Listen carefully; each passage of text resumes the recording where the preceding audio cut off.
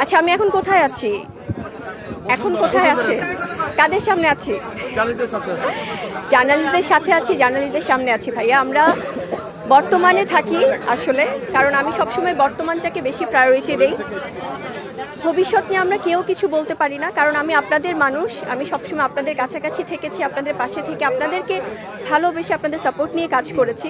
So সেক্ষেত্রে অনেক রকম অনেক কিছুই আসছে, সেটা আসলে আমি মানে ওই ব্যাপারগুলোতে আমি কি বলবো, কারণ আমার কাছে মনে হয় যে বর্তমানটা যেহেতু আপনাদের সাথে আছে সেভাবেই চলতে চাই। আর সামনের ফিউচার ভবিষ্যৎ নিয়ে আসলে তখন যা ঘটবে ওগুলো নিয়ে কথা হবে।